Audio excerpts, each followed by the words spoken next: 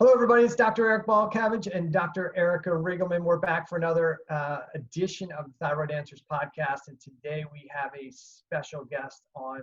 Veronique Mead is with us today. How are you today? I'm good, Eric. Well, it's great to have you on the podcast. And I just want to kind of get this point out. How did I find you and come to know who you were? I was Googling cell danger response. I was looking for Robert Navio's paper on the cell danger response, and I came across your website, and I'm like, wow, there's somebody else talking about what we talk about all the time. And so I started going through it. The images were great. The studies were great. You've got a ton of great detail on there. And I said, this is somebody we need to discuss on the podcast. Because we often discuss the cell danger response, which is really part of our topic today. And I think we talk about it from a physical, chemical, emotional, microbial response, but you've got a little bit of different take on it from a trauma standpoint. I think that's really important to our listeners because so many people that we see that are struggling with chronic health issues aren't aware that maybe some type of traumatic experience has led to their chronic illness. They may be aware or not aware that that's what's causing it. And sometimes when we're dealing with patients, it comes out, and sometimes totally unexpectedly. And I had that situation with a client when I just couldn't get them to do anything, and they blurted it out. And we talked about that a little bit, like this is what, and she was shocked. Her family member was shocked that she said it. And after that, you were like, oh, okay, now all this stuff starts to make more sense. And it was nothing that was ever in the history or anything that we talked about, like leading up to that moment. And when it came out in that moment, it was quite a shock. So before we get into the process, maybe the best thing to do is give us a little your background, because I think you started as a traditional medical practitioner. That's my dog barking at the guy who packaged it before. But you got, hey Jax, but you got started in this. You started as a family practitioner and then left family practice to become a somatic trauma therapist. So what happened there? How'd you get into medicine? And then what led you into becoming a somatic trauma therapist? We'll have Jack in our company as we explore this piece. Throughout my childhood, I wanted to do something. It felt as simple as I just wanted to be able to help people. And I felt really drawn to medicine. And being a family doctor, I really liked the idea of having a long-term relationship with patients and being able to work with everything with them. And what I found as a family practitioner was I really loved my patients. I really wanted to make a difference, and the connection I had with them made a really big difference. It was really important. And I found that practicing traditional medicine was very difficult. There wasn't that time to have with patients, but there was also, I had a sense that there was something missing in how I was working with folks. It's sort of, I didn't feel as though I was really helping them address what was going on underneath, what was happening that was maybe driving chronic illness. And at the time I couldn't articulate it in that way. Mostly I just felt as though at some level I was actually causing harm or only providing band-aids for something that had a deeper origin than I was really trained to deal with. And so I left medicine, and simultaneously what was happening was that I was beginning to develop fatigue. I called them fatigue attacks at the time because I'd be completely fine and then I'd have a big dip in energy to the point where actually it felt difficult to roll over in bed at night. That's how absolutely exhausted I would be. And I was starting to have trouble doing sports, like I was windsurfing and skiing and those things. I would do that for a little bit and I couldn't continue for a whole day. So I thought it was a stress response.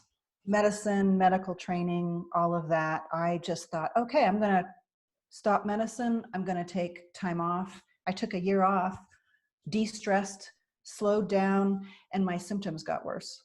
And I ended up retraining as a somatic psychotherapist. I got a master's degree in working with how to listen to the body, sort of thinking about it as the body's intelligence. How do I listen to what's actually going on? And my sense back then was that that symptoms had an intelligence behind them rather than representing something broken.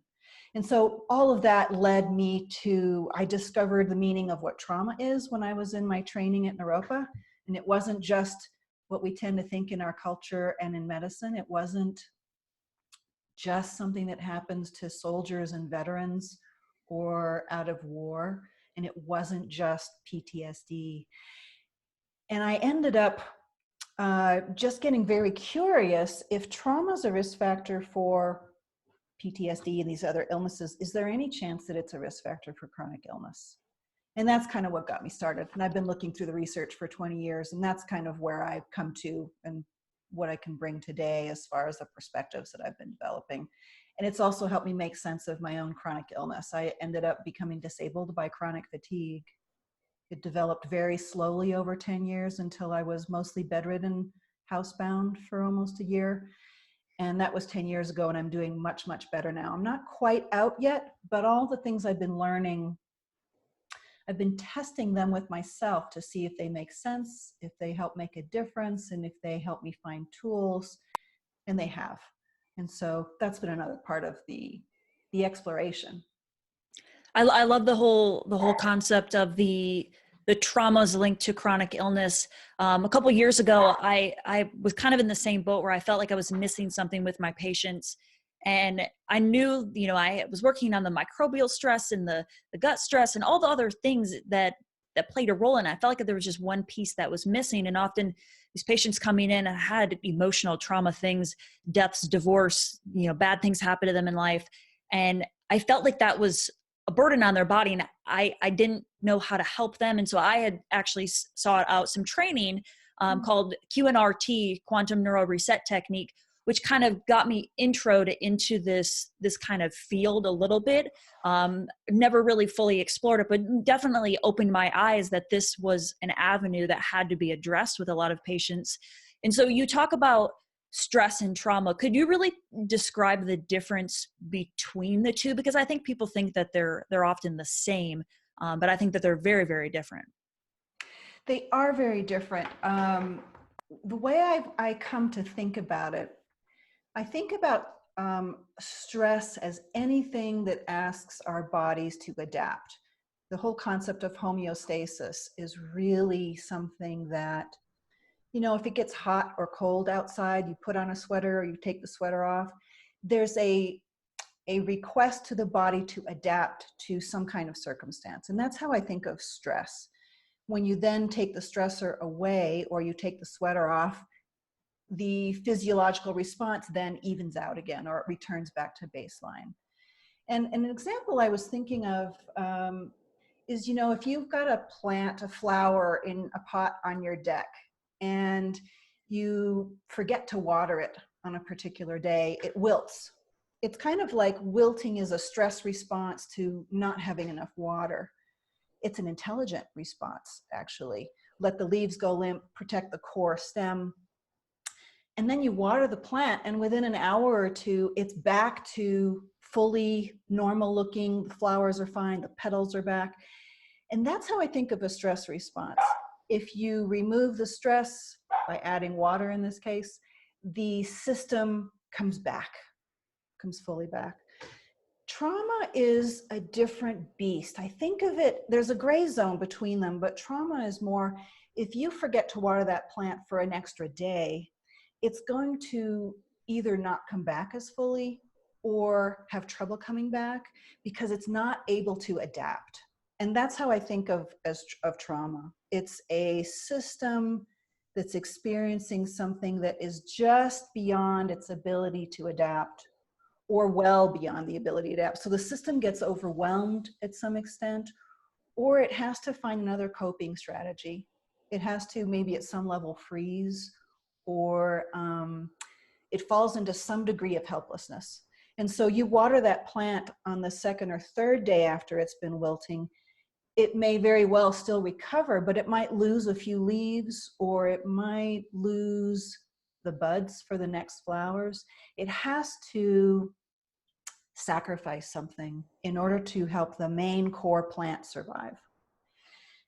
And if you think about a plant that gets overly stressed repeatedly, you end up with a plant that's stunted in growth, or it has fewer leaves, it doesn't produce blooms. And so all of that is how I think of the trauma response. It's an experience that we don't either have enough time to adapt to or enough resources to adapt to. And so our systems shift into another gear, and it does something else to protect the basic survival at the expense of other parts. Is that, yeah. Yeah.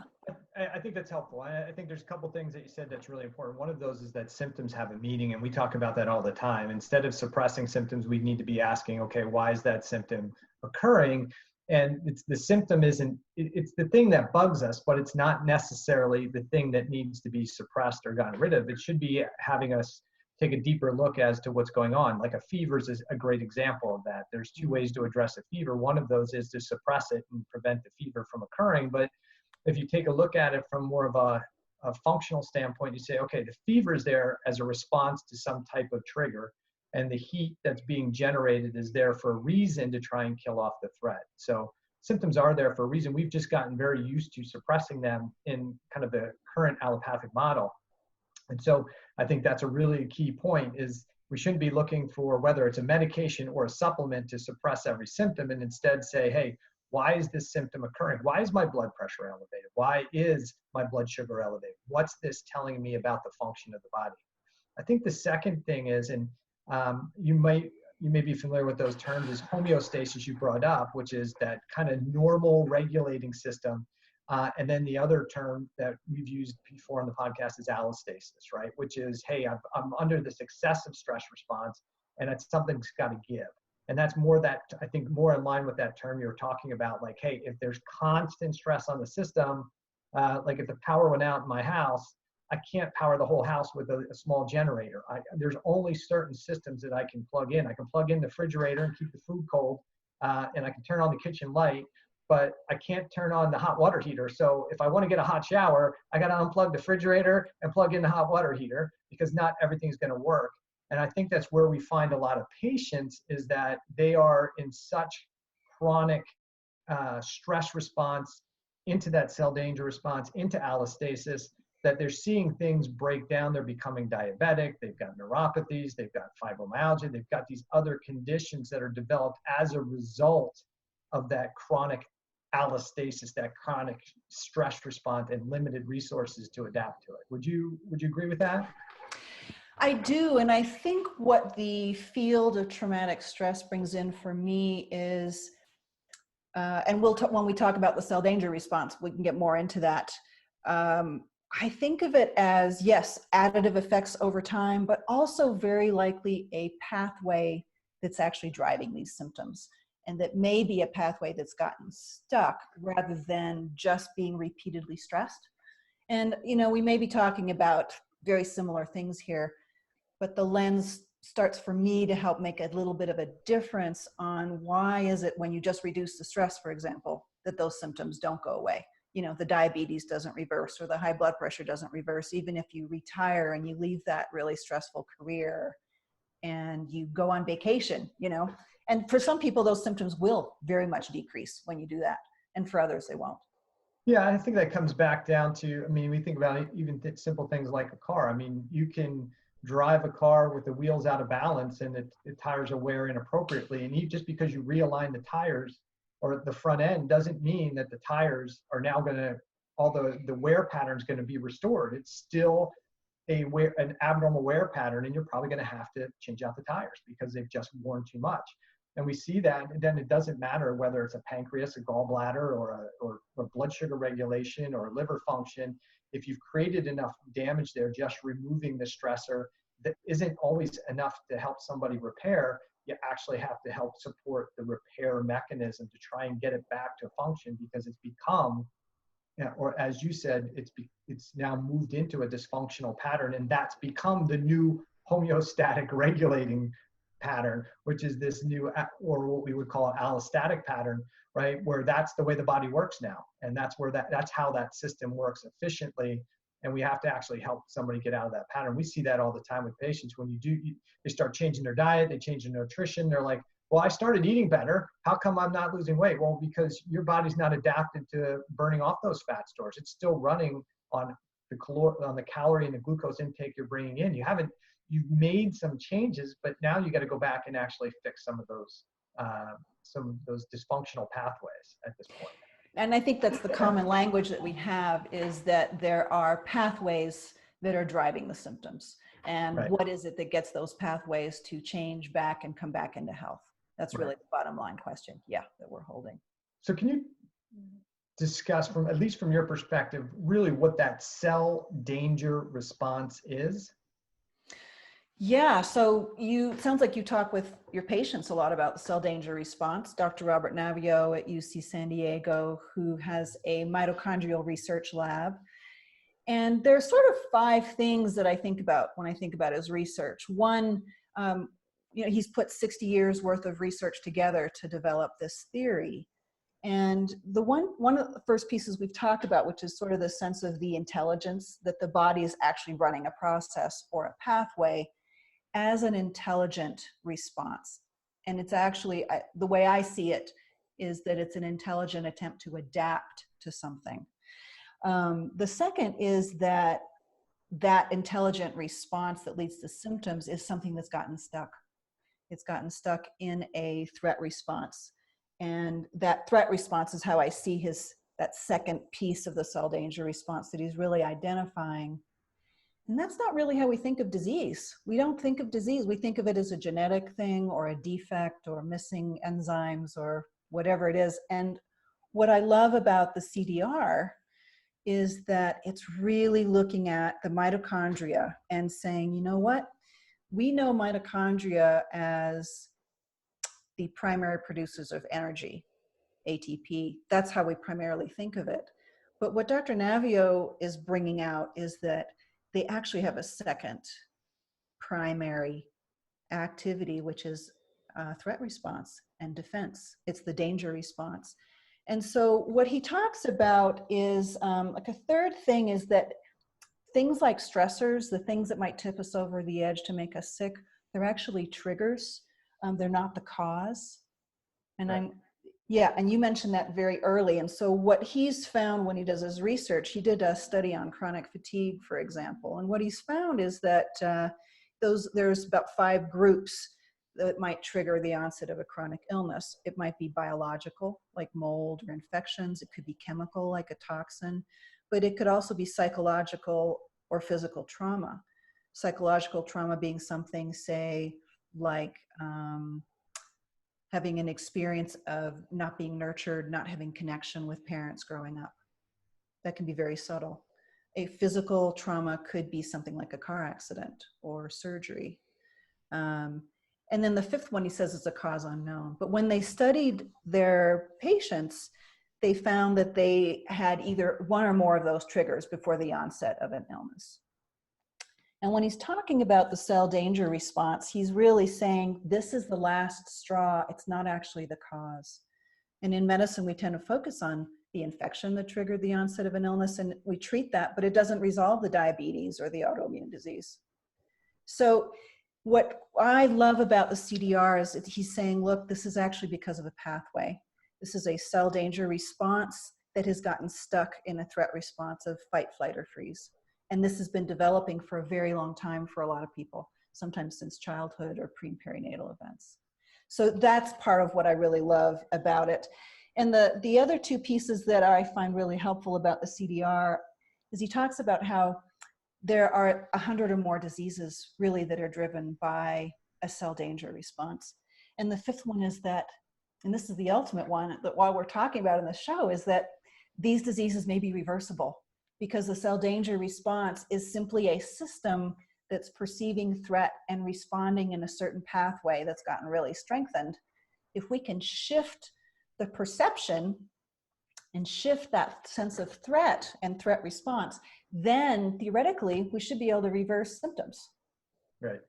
And I think one of those things that's really important, because we have a bunch of people this is the Thyroid Answers podcast, and people are going, yeah, but what is this? How does that relate to my thyroid issues? And so what I want to point out is one of the ways that the cell danger response when it becomes activated and this process is engaging, one of the ways that cell physiology is kind of managed is thyroid hormone plays a massive role in that. And so when a cell is perceiving danger, if there's inflammation, one of the things that happens inside the cell, away from the thyroid gland, is the deactivation of thyroid hormone. And that's really important, because when you have the deactivation of thyroid hormone, there's less T3 reaching the nucleus, and when there's less T3 reaching the nucleus and less T3s to support the mitochondria, then the mitochondria shrink, we increase oxidative stress. And when there's less thyroid hormone in the tissue, some of the normal things we associate with metabolism get down-regulated. It's like turning the lights off in the house, because we don't need that energy to light up the whole house. We need it to do a different purpose. And when thyroid hormone is down-regulated, there's different types of receptors within the cells. There's cells that when T3 binds to the receptor, they become activated. And when T3 is not reacting to other receptors, then signals turn on. So sometimes thyroid hormone turns things off, like inflammatory mechanisms, and sometimes thyroid hormone turns things on.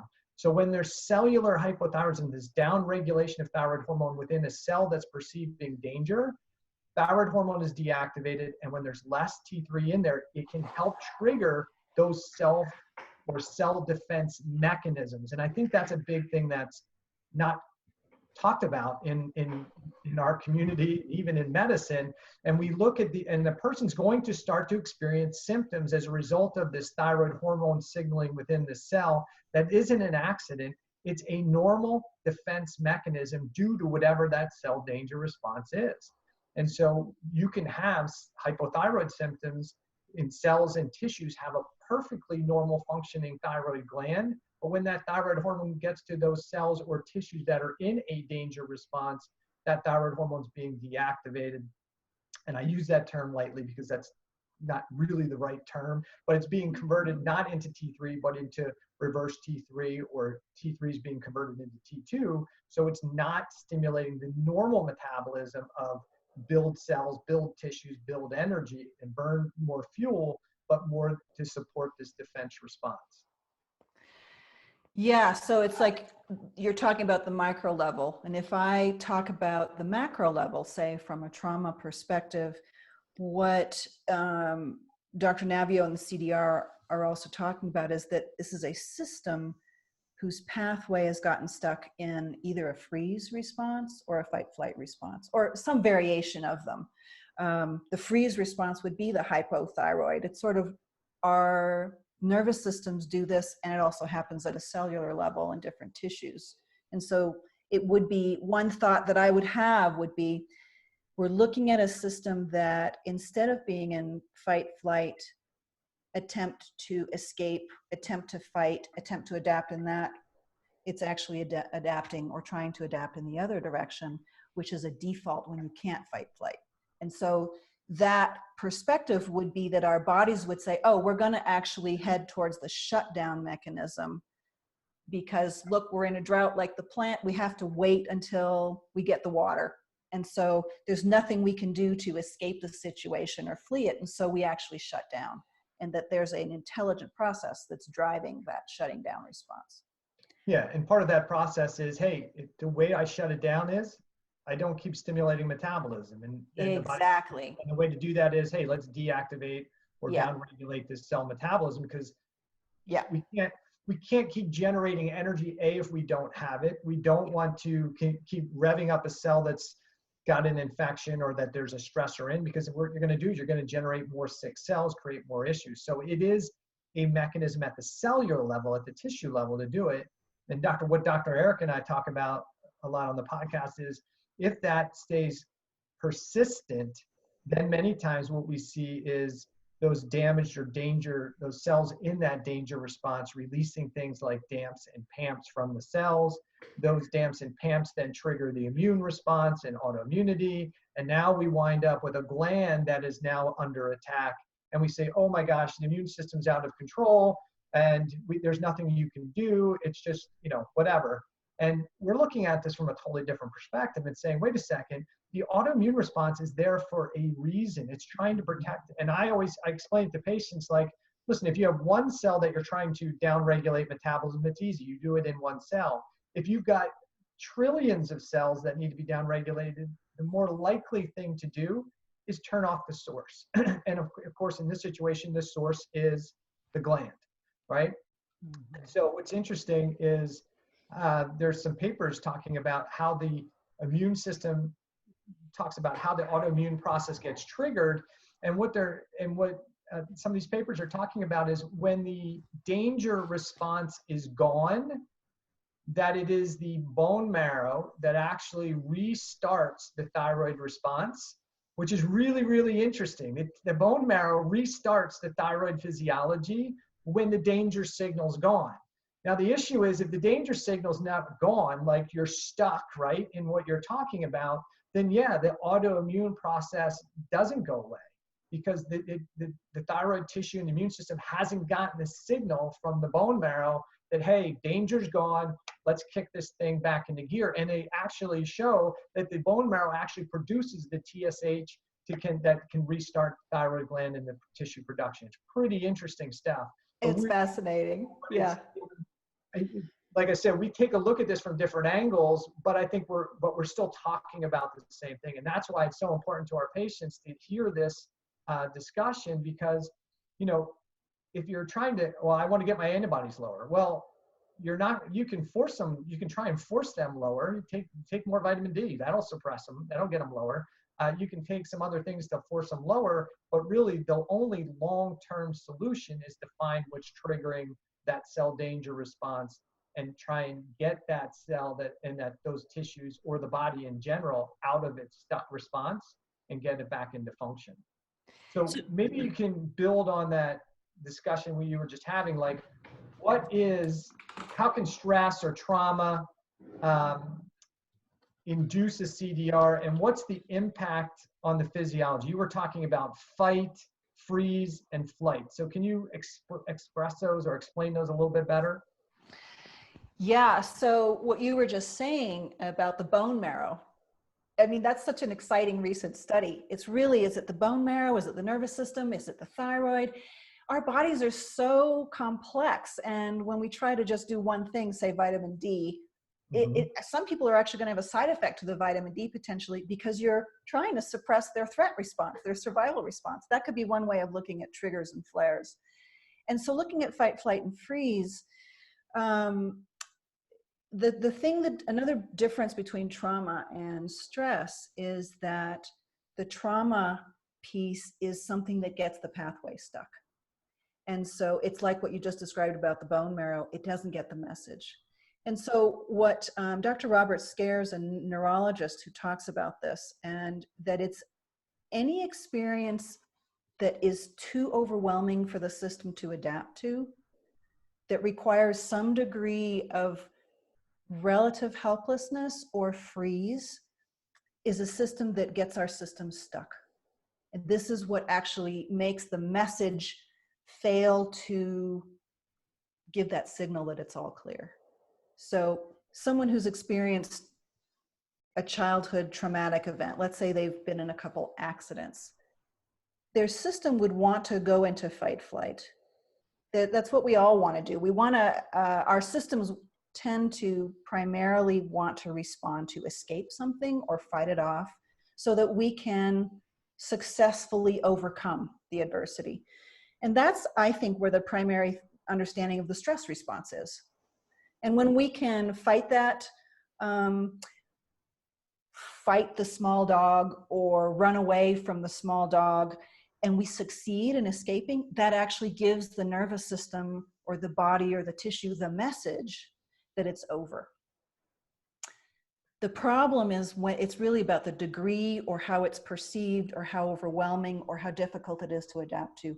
If we are unable to feel that sense of having successfully escaped or survived, Usually that's because we've had to go into some degree of freeze, collapse, not saying anything. Child abuse might be one of the big ways to understand this. A child can't fight the person, the adult who's attacking them. They also can't escape. Typically, it's in their family system, or they're too strong, or they're not fast enough. What the system does in that case is it goes into relative freeze. And that's where we have symptoms like relative numbness, feeling kind of dissociated, things slowing down, getting cold, our metabolism shutting down. That freeze response is what gets our nervous systems to really go into that protective response. It's going to protect survival like the plant, even if we have to lose a few leaves or stop producing flowers. In the long run, that's part of how the message for the pathway begins to build and get it stuck. If we never got the message that we're safe, if we never got the message that it's over, if we had to freeze because there was no other solution, then that's actually part of what drives a pathway, a threat response to get stronger over time. And if we then have other experiences that lay on top of that, that's where other threat responses like infections, like toxin exposures, those trigger a threat response also. But if we've already got a pathway that's developing, it may just strengthen that same pathway. Different threat response, different threats, same pathway. So is that making sense at all to answer that question? Yeah, no, absolutely. I think it is the understanding that people can experience these things, and when it, like you said, it is overwhelming to the system, or they at the end of the danger, they can't recover from it. It kind of gets stuck. But I think it's really interesting that every person's different and what's going to be overwhelming to their system. Yes. I think that it can be, I mean, I've read studies where it could be just, maybe you were born and then you had a sibling born and you felt like there was neglect, even though there may have not been neglect, there could have been that feeling of neglect. It doesn't have to be these huge traumatic things that we often think are life-changing emotional things. It can be little minor things that can cause these things. And I think that that's why sometimes people will look at other people's lives and say, oh, well, they've been through way worse and they're fine, but I should be fine. And they're kind of comparing their two. So how can two people have the same experience, and maybe one person, this experience causes a trauma that can cause cell danger response? Can you explain that a little bit? Exactly. And what you're naming is really, really important, because we've become so focused as a society and in medical care on just what the big things are that we think of as trauma, that we are overlooking these seemingly smaller things. And I'll name that in a second, but just to address, you mentioned the pre and perinatal piece, like a sense of having a sibling born. If a parent's attention, a mother's attention or father's, is focused on the other baby, let's say, maybe that baby had to be in the intensive care unit and it took everything the parents had, the other child can have an experience that actually feels life-threatening to their nervous system of not having enough of that nurturing presence and support. And it seems so minor, but the nervous system, the cells, the tissues can have that response that is actually more than a stress response. And the younger we are, the more vulnerable we are. And so how two people could have the same experience but have different responses, there's a couple different ways to look at that.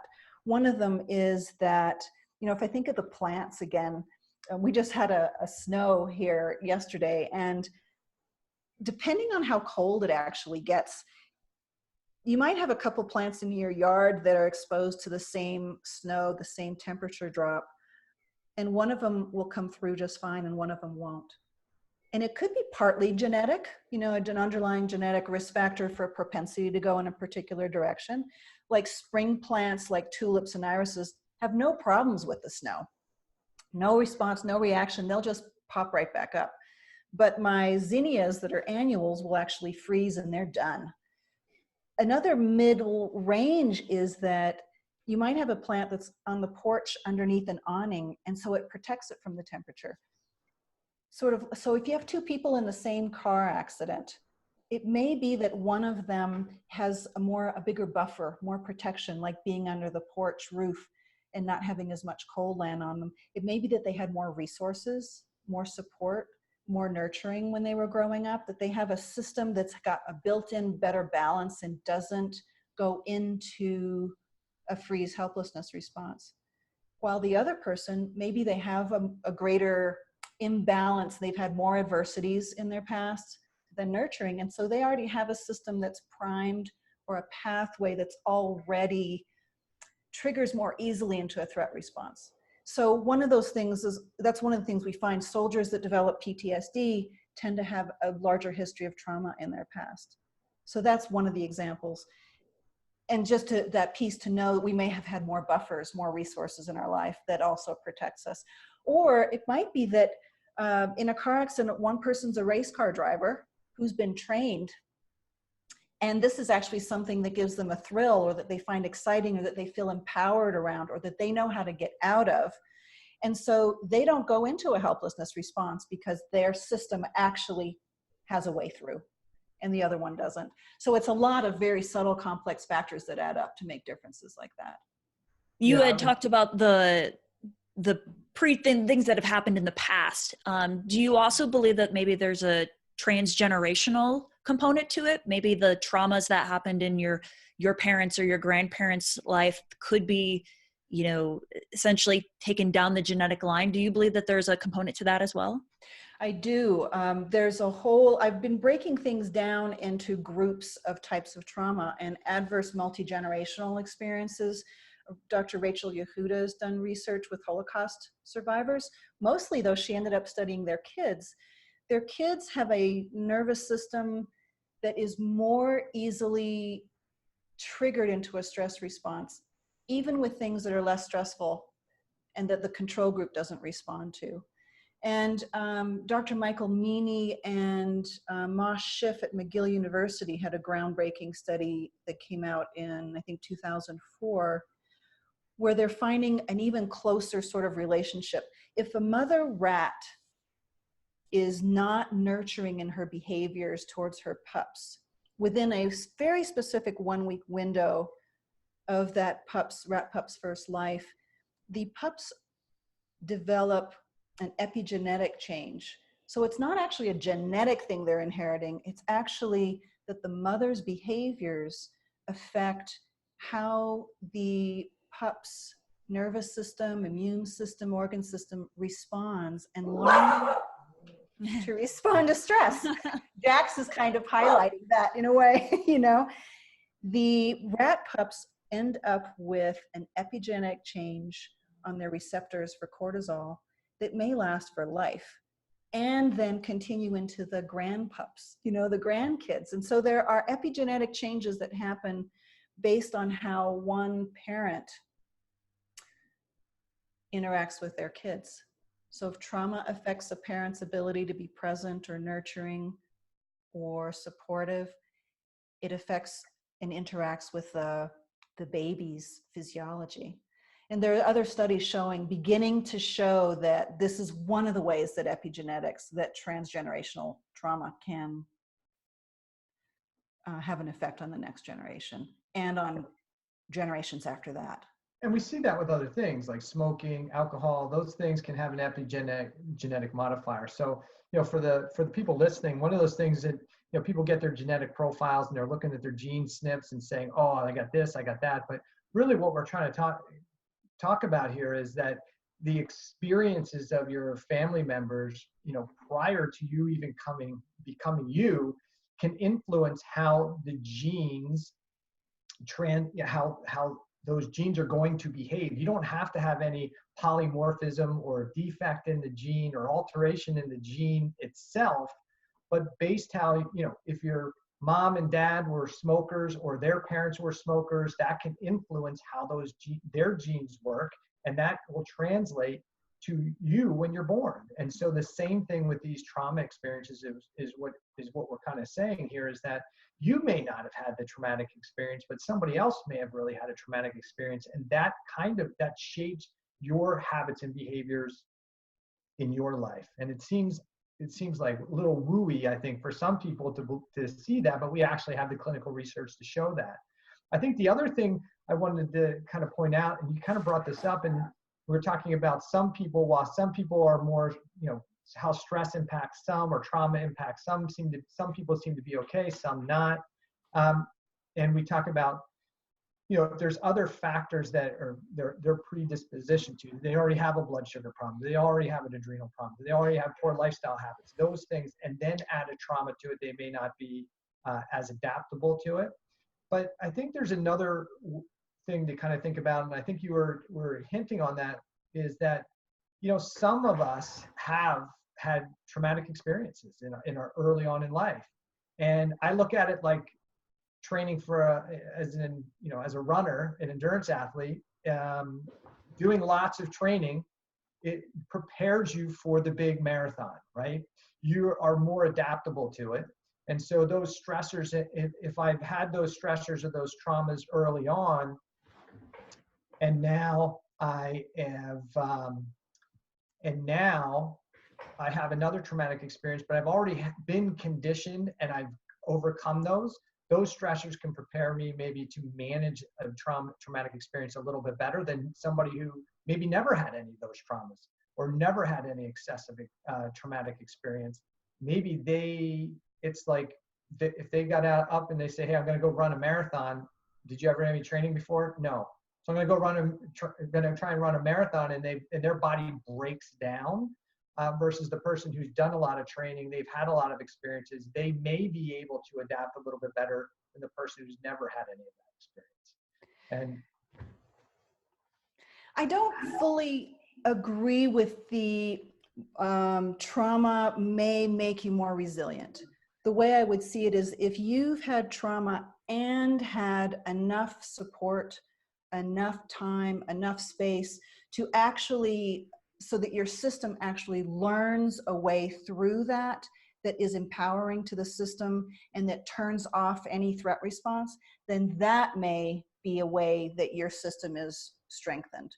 So maybe you grew up in an unsafe neighborhood, but you had parents who were really nurturing, who really got it, who were actually able to find their way through and get you out of that neighborhood and themselves as well. There may be some way in which that could build resilience so that you can recognize things more quickly or respond more quickly later on.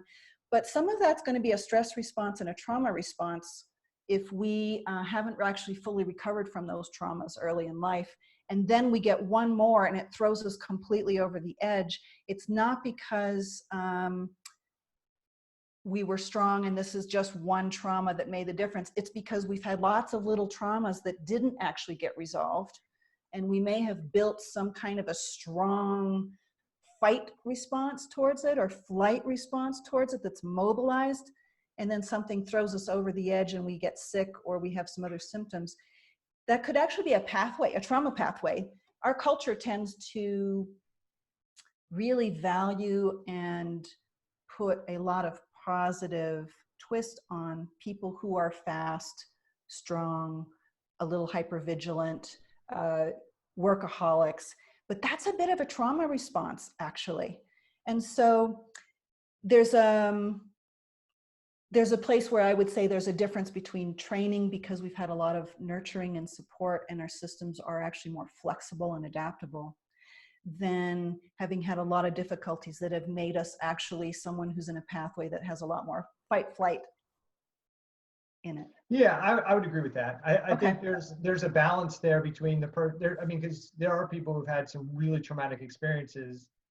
They've overcome those, right? And they've come out the other end, and then the next time they have a traumatic experience, they're more adaptable to it. And there's other people that have traumatic experiences, and they just continue to get compounded and compounded and compounded, and they can't adapt. Yeah. So I think maybe my analogy wasn't fantastic, but I think the idea is that just because you have a traumatic experience doesn't mean you can't recover. True, absolutely. It doesn't mean that a traumatic experience is, none of us really want a traumatic experience, but nope. If you can get out of that traumatic experience, learn, recover, overcome, then it puts you in a better position sometimes when the next traumatic experience comes along. Absolutely. Yeah. Right?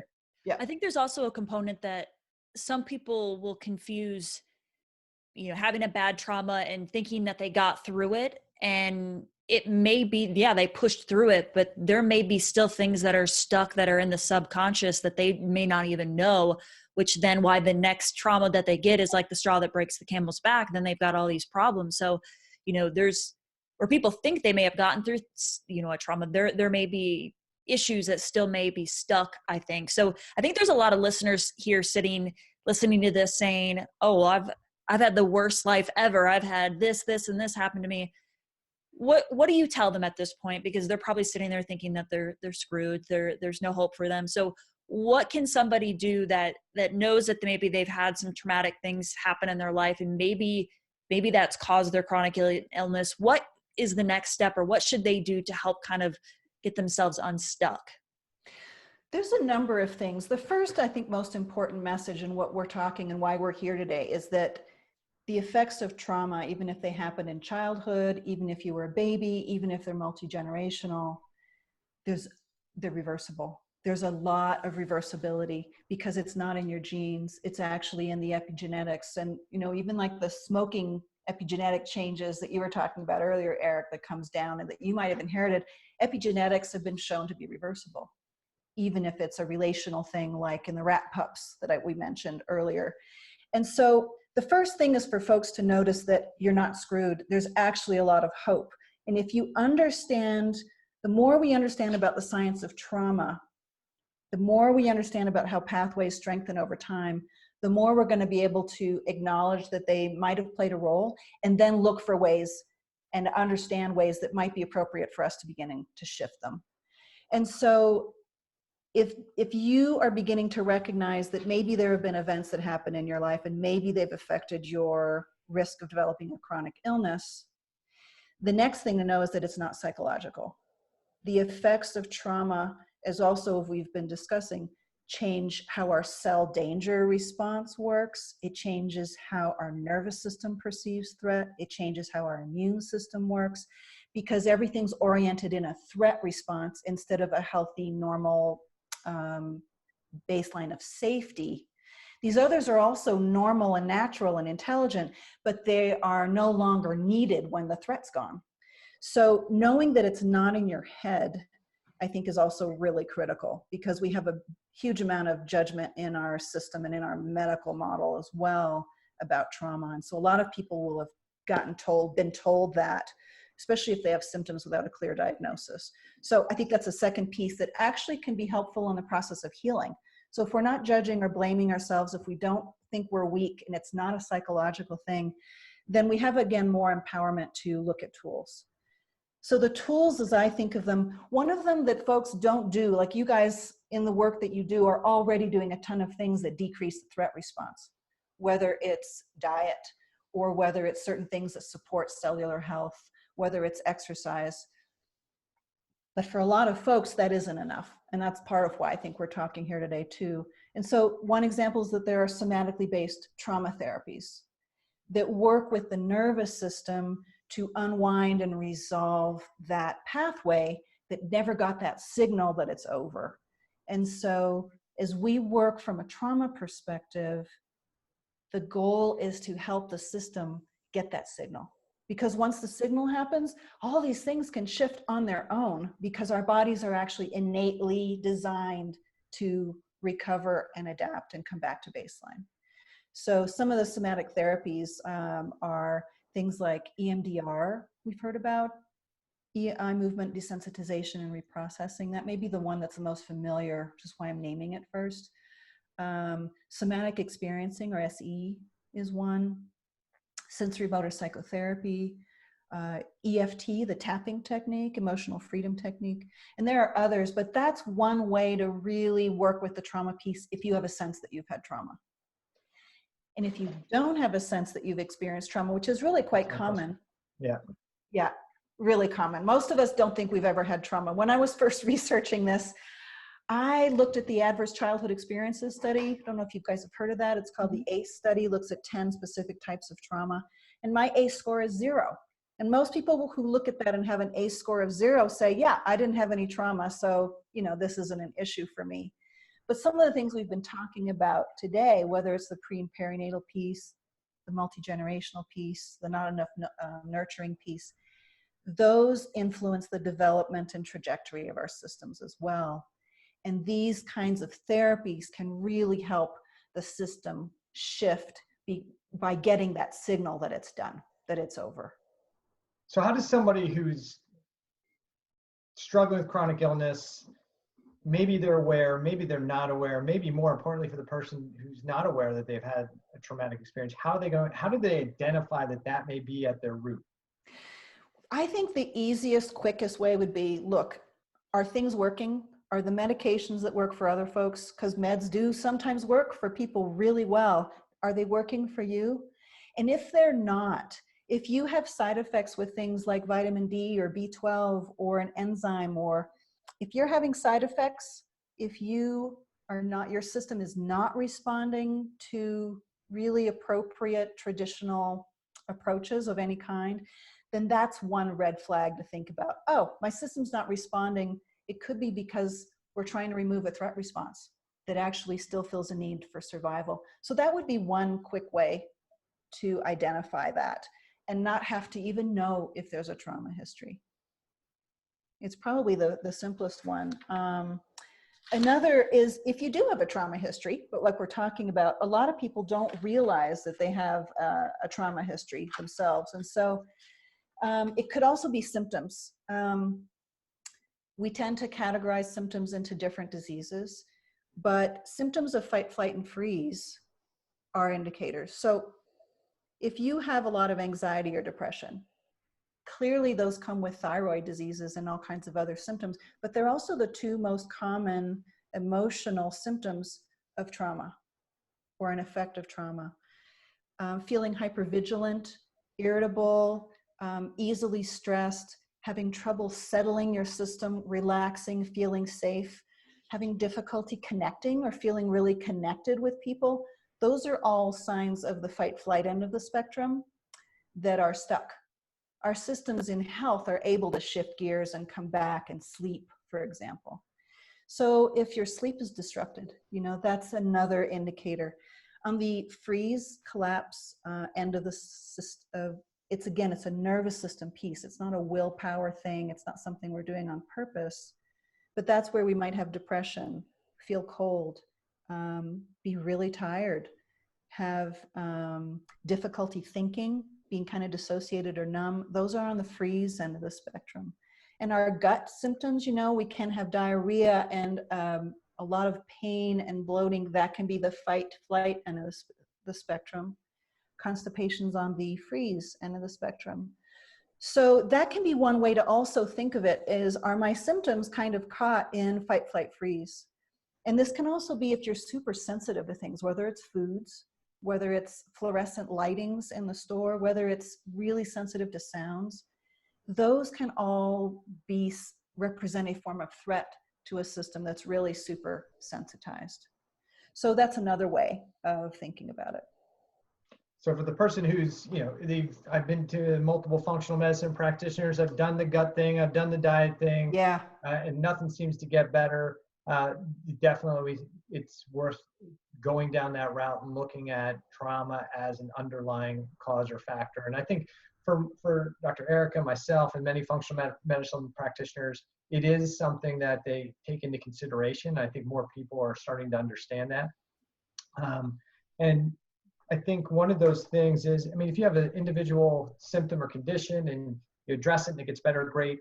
But most people don't have an individual symptom or condition. What most people have is what I call multi-system adaptive disorder, which is when there's this chronic trauma, this chronic stress, multiple systems start to become compromised because the body's adapting.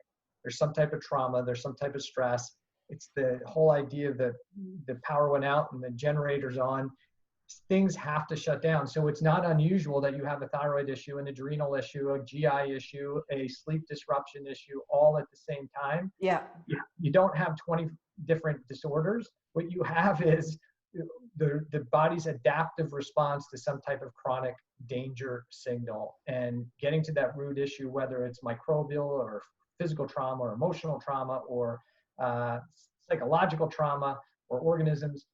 The underlying theme here to this podcast and all the ones we've done so far is you got to identify what those stressors or traumas are that are causing the system to be and put you where you are.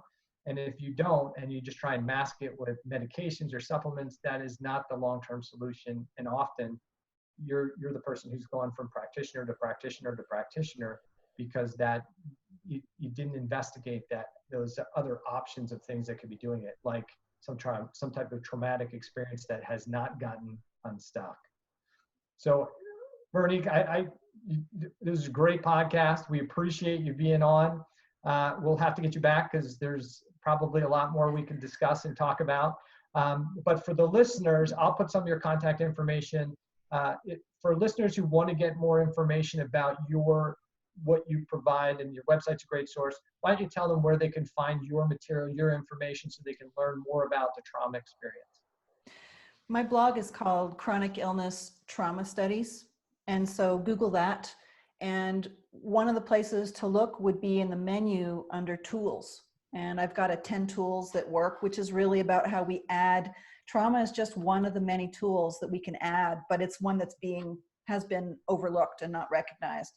And also under tools is therapies, my favorite books and my favorite therapies. And so they can find links to find therapists around the world in the databases for different kinds of therapies in that post. And so that could just be a place to get started. My homepage also has kind of an overview of the different topics on my blog that might give them a place to start. Awesome. Yeah. Well, I thank you for coming on. We'll be sure to get you back on. Dr. Erica, any final comments? No, I just think this is a great piece that people often don't think could be causing some of their issues. So I'm glad that we could get you on and discuss it. Awesome. Thanks so much, you guys, for having me. All right, everybody. Thank you for tuning in and listening to this episode of Thyroid Answers Podcast. Be sure to share this one with your friends and family. And Veronique, thank you so much for coming on, and we'll be sure to get you back on soon. Okay. My pleasure. Thank you. All right. Bye.